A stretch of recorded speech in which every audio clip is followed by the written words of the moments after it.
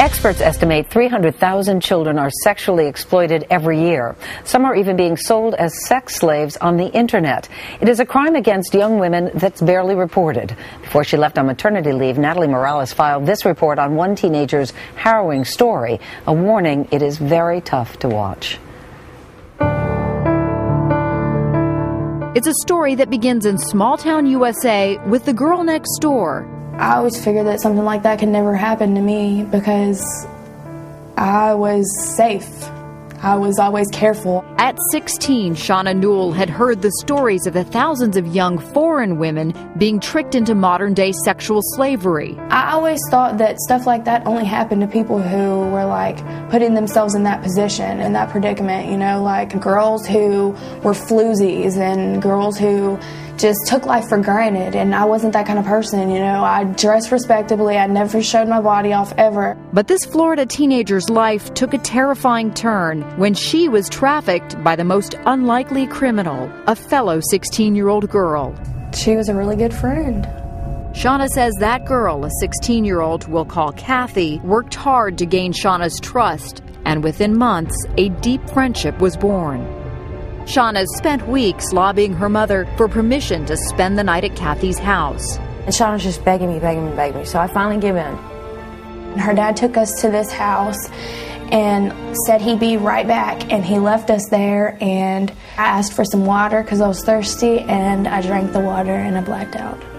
When Shauna woke up, she felt groggy and couldn't move. My legs were being held down. The guy that was raping me was holding my hands back. Like, I kept screaming, "Stop, please don't do this, leave me alone." But I was so weak I couldn't fight him off. Like, I was still really out of it, and I blacked out a few times and I kept coming back to, and I was still being raped every time I woke up. At home, her mother started to worry. My cell phone rang, and all I heard was, "Mommy, help me," and the phone went dead. And I freaked. After receiving a frantic phone call from her daughter, Shauna's mother, Lisa, called police. She says they told her not to worry and tried to convince her Shauna had run away. He's like, "Oh, well, you know, there's nothing I can do. You know, teenagers." And I was like, "No, you don't understand. I know my children. Something's wrong." Not every child that's designated as a runaway is a runaway child. My daughter, Polly, who was kidnapped by a vicious, brutal, life-term criminal, was thought to have run away for a long period of time. Shauna endured 3 days of being drugged, raped, and tortured. And according to rescuers, Shauna had been sold on the internet for $300,000. In a twist of fate, the volunteer search party looking for the 16-year-old rescued her when her captors stopped for gas while trying to flee the state. Her eyes were black and blue, her mouth was bloody, her nose was bloody, her throat had handprints all over it. In the 2 years since the abduction, no one has ever been arrested or prosecuted for the kidnapping, gang rape, and torture of Shauna Newell. Today, under the watchful guard of her family, Shauna warns other girls about how easy it is to be kidnapped and trafficked.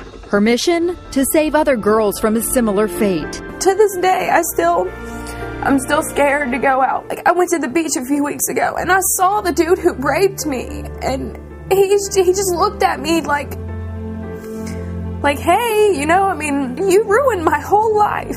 You have scarred me for the rest of my life, and you're just sitting there going on with your life like nothing is wrong."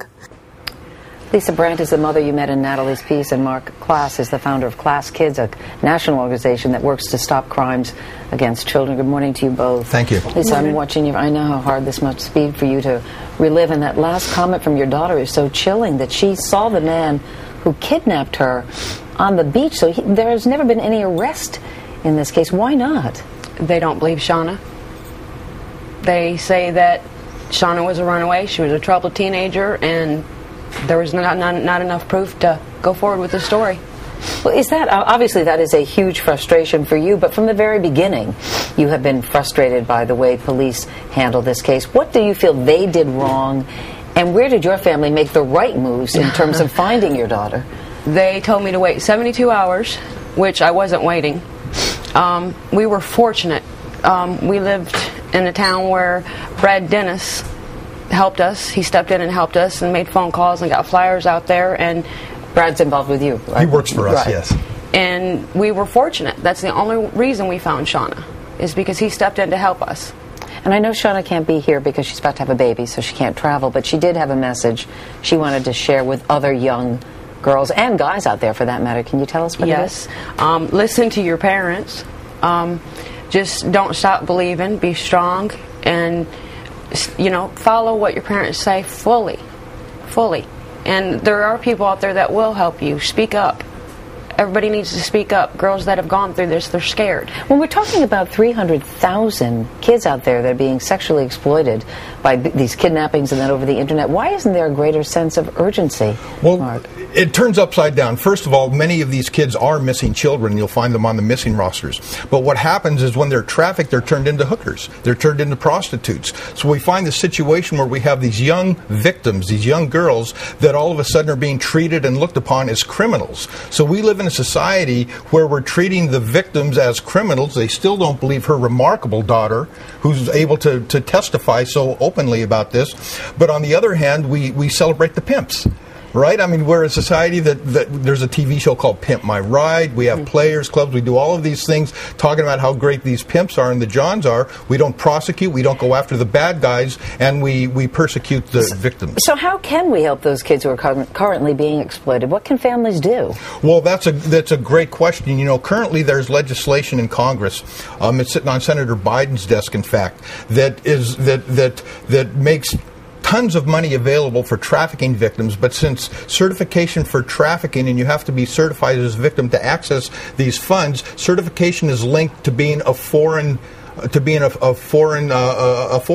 So there are hundreds of thousands of American kids who are unable to access any of the government services that are available for trafficking victims. It's topsy-turvy and backward. People should contact their legislators and tell them to stop this kind of linkage. And what is the number of the bill, do you know? It's Senate Bill 3061. 3061. That's right. Thank you very much, Mark Klaus, as always. And thank you also, Lisa Brand, for being here and telling your daughter's story for her. Thank you. I know how hard it was for you as well.